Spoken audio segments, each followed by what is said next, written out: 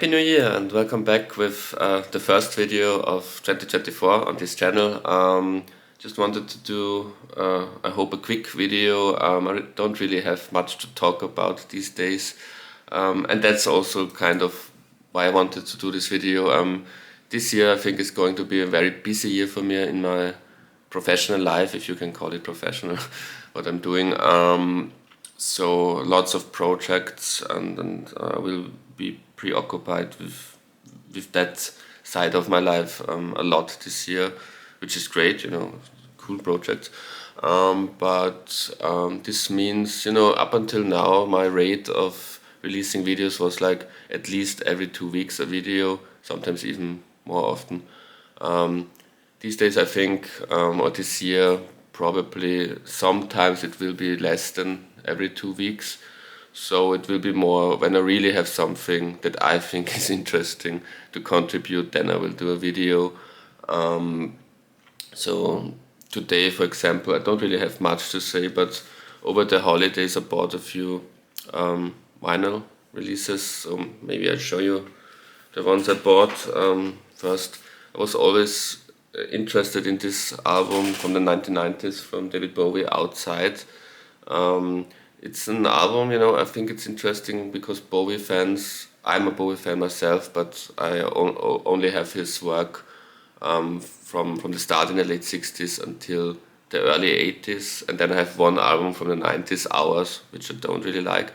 So the stuff he made from starting with the 90s or maybe even starting with the mid 80s, I don't own as physical copies. So from all these albums that I don't have from this phase, from this later half of his career, one could say this was always the one that intrigued me the most, because in rankings usually it's either one of the 2 or 3 bottom ones that people are when people are ranking David Bowie, or it's surprisingly high in some lists, and it's usually in lists of people that I really respect, whose musical tastes have much in common with mine. They rate this very highly, I think, compared to other of his 90s and post-90s works. And I've also read very interesting stuff about that album, and it's a kind of a concept album.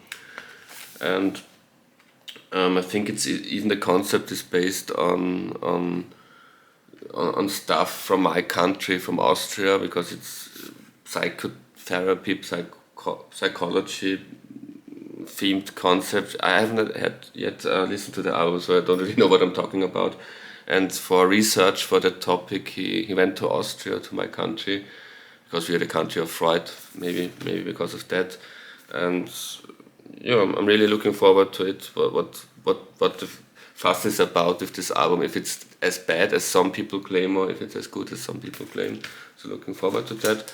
Then another artist where I'm kind of completing my collection is Morrison. I have lots of his albums, but this is more like the phase from the 80s, and his 80s albums are also very good. I'm kind of familiar with all his albums because my mother is a big fan of Van Morrison, and when I was a child, she often listened to these albums, so I might be familiar with these albums, but now I finally own them.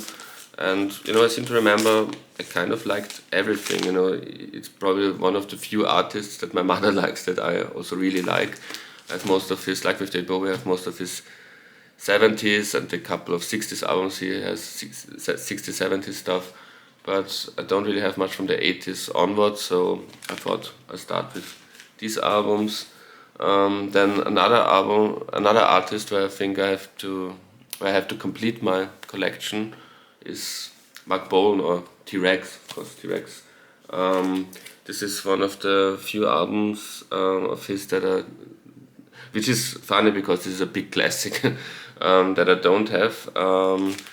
But also looking forward to it. Of course, I'm familiar with the hits, like Metal Guru is on this album, which is probably next to 20th Century Boy my favorite T.Rex song. But the album tracks, I guess I'm not familiar with those, so I'm looking forward to that.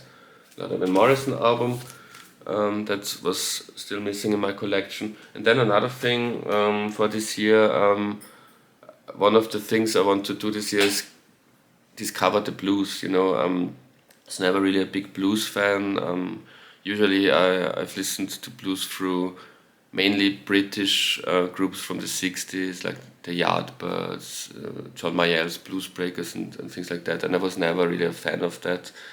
And of course, artists that I like, even the Beatles, if you count Yeah Blues, and especially the Rolling Stones, they did a lot of blues renditions, but I never really listened to the originals, and I think I might enjoy maybe the original stuff more than the covers or the songs where they try to make blues, write new blues songs. Those British and maybe also some American bands from the 60s and 70s, because.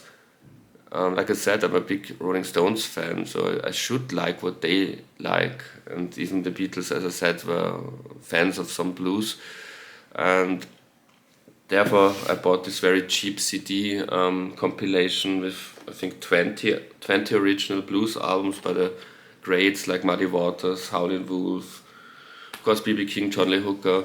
And I will listen to all that, and maybe I will make videos talking about me as someone who doesn't really know that stuff. Maybe I know a couple of songs, but not most of it.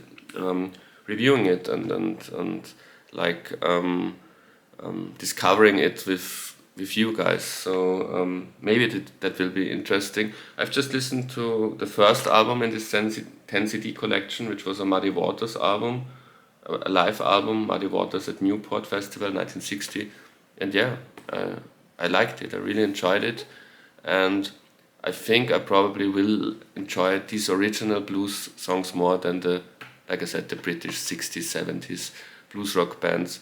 So looking forward to that. Maybe this will be the next video I'm doing, like discovering the blues, a review of this compilation, and yeah, that's it. Thank you very much for watching. Until next time, goodbye.